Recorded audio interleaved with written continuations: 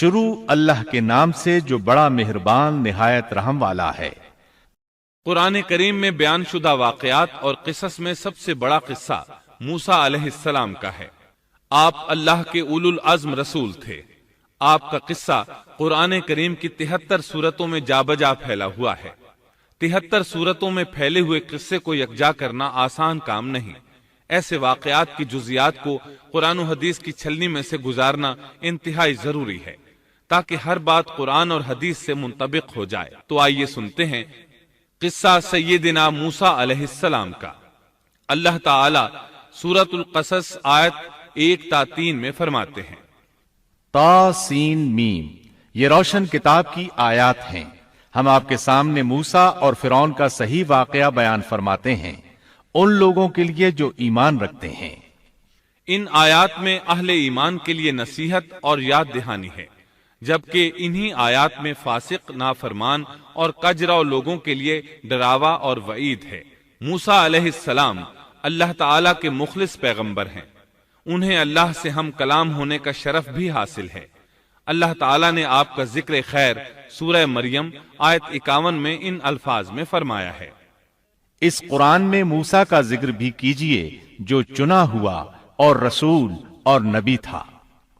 آپ کا نسب نامہ اس طرح ہے، موسیٰ بن عمران بن قاہس بن لاوا بن یعقوب بن اسحاق بن ابراہیم علیہ السلام۔ آپ کے اور یعقوب علیہ السلام کے درمیان زیادہ فاصلہ نہیں۔ موسیٰ علیہ السلام سانولے رنگ کے تھے، کافی تنو مند اور لہیم شہیم تھے، قوت اور ہمت والے تھے، حتیٰ کہ بعض نے لکھا ہے کہ ان میں 10 آدمیوں کی طاقت موجود تھی۔ آپ کی زبان میں لکنت تھی۔ سورہ زخرف آیت 52 میں اللہ تعالی نے فرعون کی زبانی یہ بات نقل کی ہے، کیا میں بہتر نہیں ہوں بنسبت اس کے جو بے توقیر ہے اور صاف بول بھی نہیں سکتا۔ آپ کبھی کبھی بات کرتے ہوئے اٹک جاتے تھے، لیکن یہ بات نبی ہونے میں مانے نہیں۔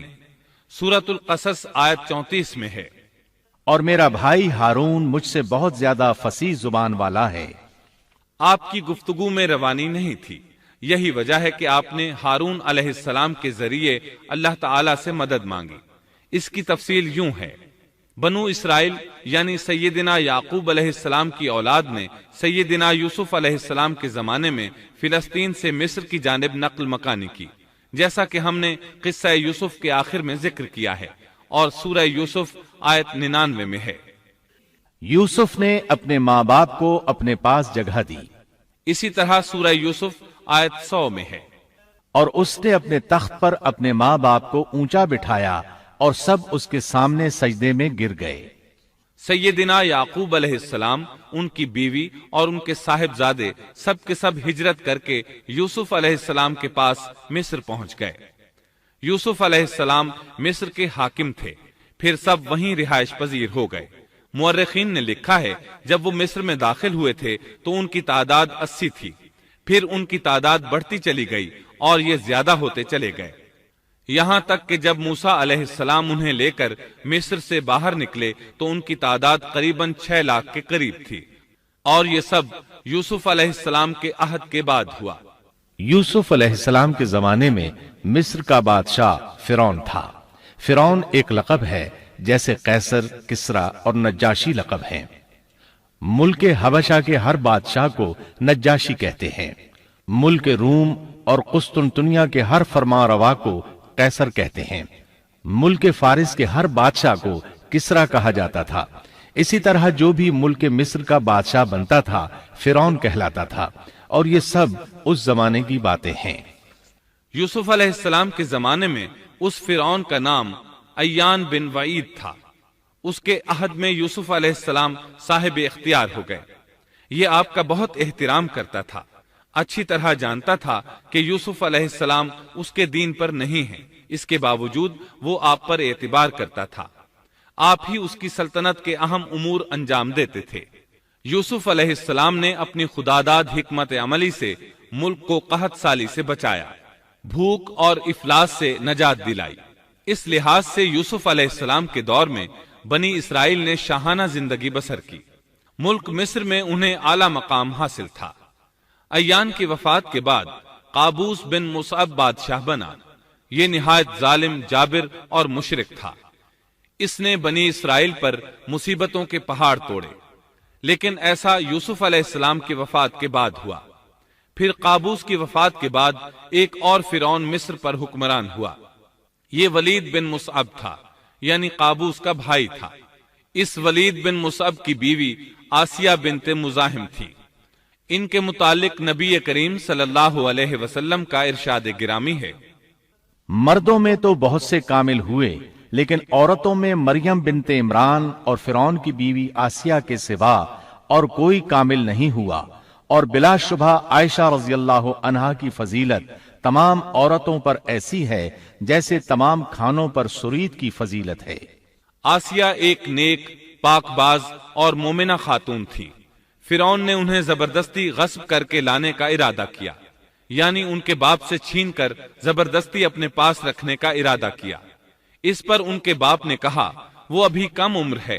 فرعون بولا نہیں، وہ کم عمر نہیں ہے، تو اس کا نکاح حق مہر کے عوض میرے ساتھ کر دے۔ اب آسیہ کا باپ ان کے پاس آیا اور فرعون کے ارادے سے انہیں باخبر کیا۔ انہوں نے کہا میں ایک کافر سے کس طرح شادی کر سکتی ہوں؟ اس پر فرعون نے پورے خاندان کو ہلاک کرنے کی دھمکی دی۔ آخرکار سیدہ آسیہ نے اپنے خاندان کو بچانے کے لیے اس سے نکاح کر لیا، لیکن اس سے حق مہر لینا پسند نہ کیا۔ اس طرح سیدہ آسیہ نے دل سے برا جانتے ہوئے فرعون کے ساتھ زندگی بسر کی۔ اس کے گھر پہنچ کر وہ اس جیسی کافرہ نہیں بنی، بلکہ پکی مومنہ رہی۔ بہرحال یہ تھا ان کی شادی کا واقعہ۔ یہ فرعون یعنی ولید بن مصعب بہت جابر اور ظالم شخص تھا۔ ظلم و جبر کی ان آخری حدوں کو پہنچ گیا تھا جن تک شاید انسانوں میں سے کوئی بھی نہ پہنچا ہوگا، یہاں تک کہ اس نے رب ہونے کا دعویٰ کر دیا۔ وہ اللہ تعالیٰ کا انکار کرتے ہوئے کہا کرتا تھا، فرعون کہنے لگا اے درباریوں، میں تو اپنے سوا کسی کو تمہارا معبود نہیں جانتا۔ کہنے لگا تم سب کا رب میں ہی ہوں۔ اس نے الوہیت اور ربوبیت دونوں میں اللہ تعالیٰ سے جھگڑا کیا۔ اللہ تعالیٰ سورۃ القصص آیت 4 میں فرماتے ہیں، یقیناً فرعون نے زمین میں سرکشی کر رکھی تھی اور وہاں کے لوگوں کو گروہ گروہ بنا رکھا تھا، اور ان کے ایک فرقے کو کمزور کر رکھا تھا، اور ان کے لڑکوں کو تو ذبح کر ڈالتا تھا اور ان کی لڑکیوں کو زندہ چھوڑ دیتا تھا۔ بلا شک و شبہ وہ تھا ہی فساد کرنے والوں میں سے۔ اس نے لوگوں کے گروہ اور جماعتیں بنا رکھی تھیں۔ فرعون کے زمانے میں بنی اسرائیل سب سے حقیر اور کم درجہ قوم تھی۔ فرعون نے انہیں حد درجے ذلیل اور بے عزت بنا رکھا تھا۔ سبھی کو معاشرے میں نچلے طبقے میں شمار کیا جاتا تھا، جبکہ مصر میں یہی لوگ شاہانہ زندگی گزارا کرتے تھے۔ فرعون نے اعلان کرا رکھا تھا کہ بنی اسرائیل سب کے سب غلام ہیں۔ وہ ان سے زر خرید غلاموں کی طرح مزدوری لیا کرتا تھا۔ ان کی عورتوں سے لونڈیوں باندیوں جیسا برتاؤ کیا جاتا تھا۔ وہ جو چاہتا تھا ان سے کرتا تھا۔ اس نے یہ حکم اپنی رعایا میں عام دے رکھا تھا۔ مصر کے باشندے اعلیٰ درجے کے لوگ سمجھے جاتے تھے، وہ قبطی کہلاتے تھے۔ فرعون نے بنی اسرائیل کو غلام اور محکوم بنا رکھا تھا اور انہیں ہر طرح سے کمزور کر دیا تھا۔ بنی اسرائیل اس ذلت سے نجات پانے کا انتظار کر رہے تھے، اور اس کی وجہ یہ تھی کہ انہیں ایک بشارت ملی ہوئی تھی۔ اس کے مطابق ان کا نظریہ تھا کہ فرعون کے گھر سے ایک بچہ نکلے گا جو انہیں نجات دلائے گا، اور یہ بھی بیان کیا جاتا ہے کہ یہ بشارت انہیں اس طرح ملی تھی کہ خود فرعون نے خواب دیکھا تھا کہ بیت المقدس سے آگ نکل کر مصر کی جانب بڑھتی چلی آ رہی ہے۔ وہ آگ مصر میں موجود تمام لوگوں کو جلائے ڈالتی ہے، مگر اس آگ سے بنی اسرائیل کے گھر محفوظ رہتے ہیں۔ فرعون نے اس خواب کی تعبیر کاہنوں سے پوچھی۔ وہ کاہن اس کے نزدیک عالم تھے۔ انہوں نے خواب کی تعبیر یہ بتائی کہ بنی اسرائیل میں ایک بچہ ایسا پیدا ہونے والا ہے جس کی وجہ سے مصریوں کی ہلاکت ہوگی۔ یہ تعبیر سن کر فرعون ڈر گیا۔ تب اس نے ایک خوفناک حکم جاری کیا، بنی اسرائیل میں جو بچہ پیدا ہو اسے قتل کر دیا جائے۔ اللہ کی قدرت دیکھیے کہ ہارون علیہ السلام اس سے پہلے پیدا ہو چکے تھے اور موسیٰ علیہ السلام کی والدہ امید سے تھیں۔ فرعون نے اپنا حکم یوں جاری کیا تھا کہ اگر ان کے ہاں بیٹے پیدا ہوں تو انہیں قتل کر دو، بیٹیاں پیدا ہوں تو انہیں زندہ چھوڑ دیا جائے۔ چنانچہ ایسا ہی کیا جانے لگا، ہر نو مولود بچے کو قتل کیا جانے لگا، بچیوں کو چھوڑ دیا جاتا۔ یہ تھا بچوں کو ذبح کرنے کا حکم جو بنی اسرائیل میں شروع ہوا۔ اس کا طریقہ انہوں نے یہ اختیار کیا کہ ہر حاملہ خاتون کی نگرانی شروع کر دی۔ دایا عورتوں کے ذمے یہ ڈیوٹی لگائی کہ حاملہ مستورات کی اطلاع دیں گی، اور جو دایا اطلاع نہ دیتی اسے بھی قتل کر دیا جاتا۔ اس طرح فرعون اور اس کے وزیروں کو ہر نو مولود سے باخبر رکھا جاتا تھا۔ ان دنوں سیدنا موسیٰ علیہ السلام کی والدہ اپنے حمل کے ابتدائی دنوں میں تھیں۔ انہوں نے اس بات کو چھپائے رکھا اور دایا کا کام کرنے والی عورتوں سے بھی خود کو چھپائے رکھا، یہاں تک کہ درد ذہ کا وقت آ پہنچا اور انہوں نے بچے کو جنم دیا۔ اس بارے میں سوائے قریبی لوگوں کے کوئی نہیں جانتا تھا۔ بچے کی پیدائش کے بعد وہ فکر مند رہنے لگیں۔ حمل کے دنوں میں تو انہوں نے خود کو چھپا لیا تھا، اب بچے کو کیسے چھپائیں؟ پھر بھی اپنی پوری کوشش کرتی رہیں، یہاں تک کہ ان کے پاس اللہ کا حکم آ گیا۔ یہ حکم اللہ نے ان کے دل میں ڈالا تھا، یعنی القاء کیا گیا تھا۔ یہ وہ وحی نہیں تھی جو پیغمبروں پر آتی ہے۔ سورۃ القصص آیت 7 میں ہے، اور ہم نے موسیٰ کی ماں کو وحی کی کہ اسے دودھ پلاتی رہ، اور جب تجھے اس کی نسبت کوئی خوف معلوم ہو تو اسے دریا میں بہا دینا، اور کوئی ڈر خوف یا رنج غم نہ کرنا، ہم یقیناً اسے تیری طرف لوٹانے والے ہیں اور اسے اپنے پیغمبروں میں بنانے والے ہیں۔ مطلب یہ تھا کہ جب تفتیش اور تحقیق شروع ہو یا خطرات بڑھ جائیں تو اسے دریا میں ڈال دیں۔ اس آیت مبارکہ میں بیک وقت دو خبریں، دو احکام، دو حکم امتناعی اور دو بشارتیں ہیں، یعنی ہم نے موسیٰ کی ماں کو وحی کی کہ اسے دودھ پلاتی رہے، یہ دو خبریں ہیں، اور جب تجھے خوف محسوس ہو تو اسے دریا میں بہا دے، یہ دو حکم ہیں۔ کوئی خوف نہ کھا اور کوئی غم نہ کر، یہ دو امتناعی حکم ہیں۔ ہم یقیناً اسے تیری طرف لوٹانے والے ہیں اور اسے اپنے پیغمبروں میں سے ایک پیغمبر بنانے والے ہیں، یہ دو بشارتیں ہیں۔ اور پھر واقعی تلاش شروع ہو گئی، بنی اسرائیل پر سختی کی گئی۔ موسیٰ علیہ السلام کی ماں نے اللہ کے حکم کے مطابق بچے کو صندوق میں رکھا اور دریا میں چھوڑ دیا۔ ساتھ ہی موسیٰ علیہ السلام کی بہن سے کہا، تو بھی اس کے پیچھے پیچھے چلتی جا۔ چنانچہ وہ دریائے نیل کی موجوں میں چلے اور ان کی بہن کنارے کنارے چلی، اپنے بھائی کی نگرانی کرتی جا رہی ہے کہ دریا میں ڈالنے کے بعد کیا بنتا ہے۔ اللہ تعالیٰ سورۃ القصص آیت 11 میں فرماتے ہیں، موسیٰ کی والدہ نے ان کی بہن سے کہا، تو اس کے پیچھے پیچھے جا، تو وہ اسے دور ہی دور سے دیکھتی رہی اور فرعونیوں کو اس کا علم بھی نہ ہوا۔ صندوق بہتا ہوا فرعون کے محلات کے قریب آن ٹھہرا۔ محلات دریائے نیل کے کنارے تھے۔ اللہ تعالیٰ سورۃ القصص میں فرماتے ہیں، آخر فرعون کے آدمیوں نے صندوق اٹھا لیا، آخر کار یہی بچہ ان کا دشمن ہوا اور ان کے رنج کا باعث بنا۔ اب وہ اس کی بھلائی چاہ رہے ہیں، لیکن وہی فرعونیوں کے لیے وبال جان بننے والا تھا۔ اللہ سورۃ القصص آیت 8 میں فرماتے ہیں، کچھ شک نہیں کہ فرعون اور حامان اور ان کے لشکر تھے ہی خطا کار۔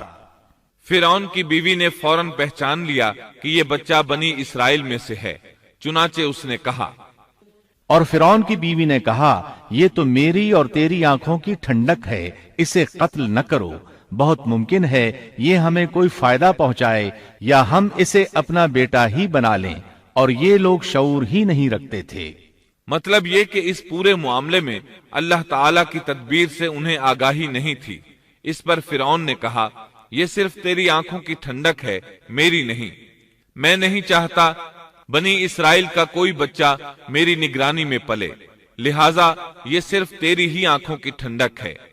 ابن عباس رضی اللہ عنہما فرماتے ہیں، اگر فرعون یہ بات کہہ دیتا کہ یہ میری بھی آنکھوں کی ٹھنڈک ہے تو اللہ تعالیٰ اسے ہدایت دے دیتا، لیکن اس نے یوں کہا، یہ صرف تیری آنکھوں کی ٹھنڈک ہے، میری نہیں۔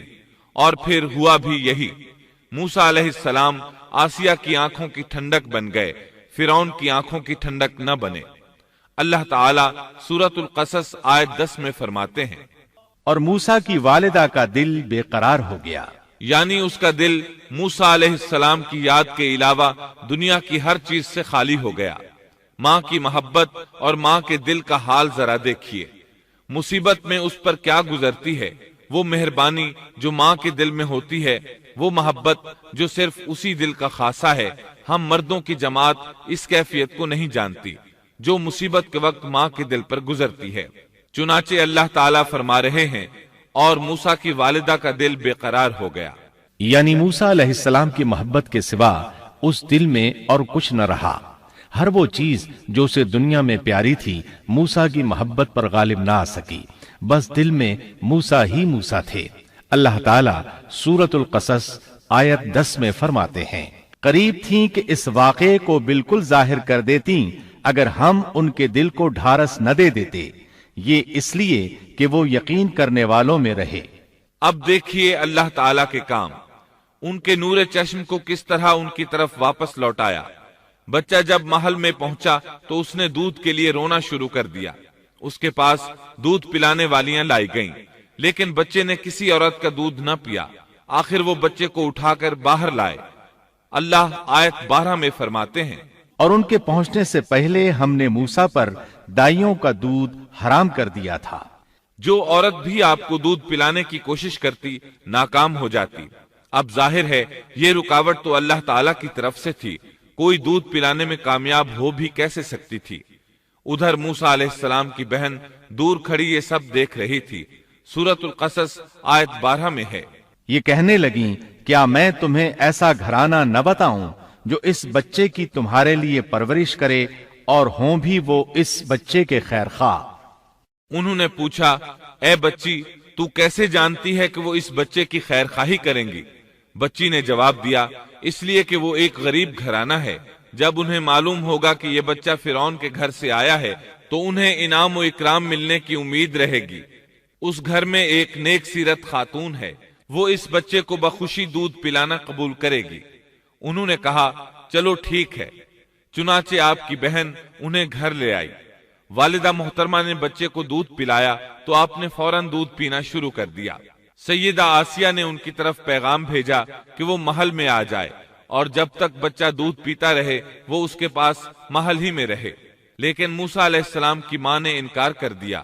انہوں نے کہا، میرے اہل و عیال ہیں، میرے خاوند بھی ہیں، لہٰذا ان کے ہوتے ہوئے میں گھر نہیں چھوڑ سکتی۔ اب چونکہ بچے نے کسی اور کا دودھ پینا قبول نہیں کیا تھا اس لیے وہ خود بچے کو لے کر آتے تھے۔ اس طرح موسیٰ علیہ السلام کی والدہ کا بے حد احترام ہونے لگا۔ فرعون کے ہر کارے تحفے تحائف ان کے گھر لانے لگے۔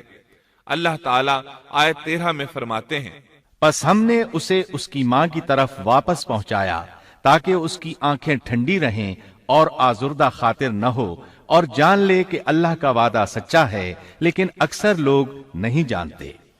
اس طرح موسیٰ علیہ السلام شاہی محل میں پلنے بڑھنے لگے، یہاں تک کہ 18 سال کے خوبرو نوجوان ہو گئے۔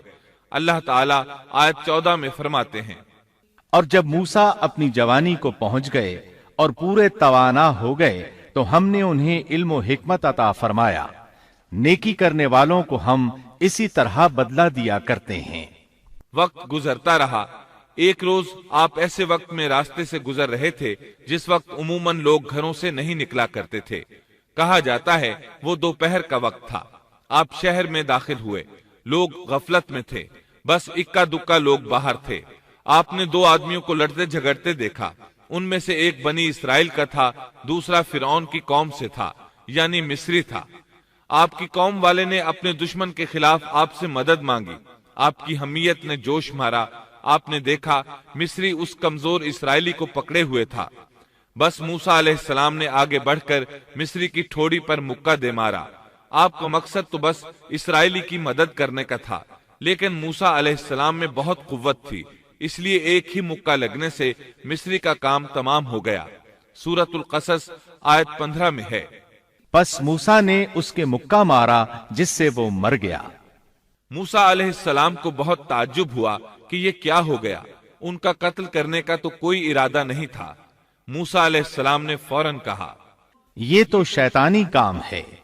آپ یہ کہنا چاہتے تھے میرا ارادہ تو اسے قتل کرنے کا نہیں تھا، یہ فعل تو شیطان نے کیا ہے۔ شیطان ہی نے مجھے بے قابو کر دیا تھا، مجھے اپنی طاقت پر اختیار نہ رہا، مجھ سے اس انسان کے قتل والا برا کام سرزد کرا دیا۔